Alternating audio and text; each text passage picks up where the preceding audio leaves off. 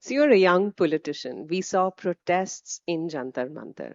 Where do you think is the disconnect? Because we saw the Prime Minister taking to Instagram. This was a party in 2014 which had holograms, which was on top of its game as far as social media was concerned. Now he's given directions to his ministers to be on social media. Is there a disconnect I would between? not speak to the mind of the Prime Minister because I was not in cabinet and neither were you.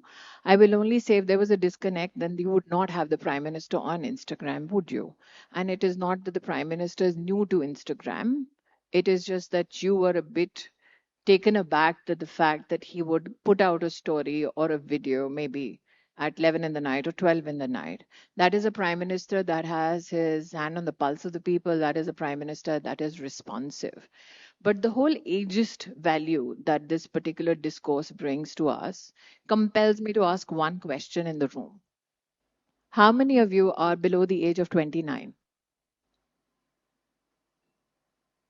Could you please help and stand?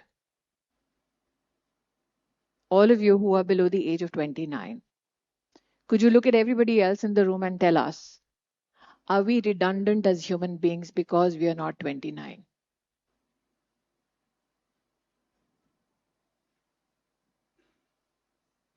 Are we not relevant because we are not 29?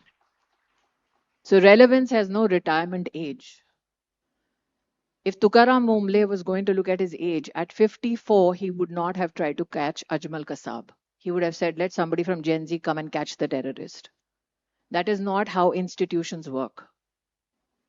We are 64 crore Indians who go to vote. We all do not vote for the same party. We all do not vote for the same individual. We all do not conform to a particular ideology, a particular political thought, but we all believe in the institutions of India. We do not abuse our institutions. We do not claim it's a utopian state. We say it is a democracy at work. So if these 29 and below aged youngsters think we are not redundant as human beings, then nobody at Jantar Mantar shouting abuses at me can make me believe that as well.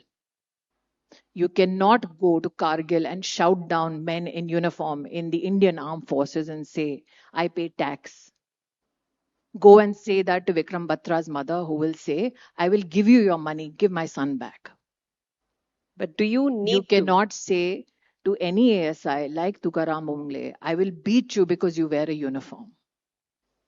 But So a country needs the impatience of the youth for its future, but it also needs the experience of those who know what is the cost that we pay to be a democratic country where every citizen, irrespective of age, region, and religion, has a voice and has a right to be respected.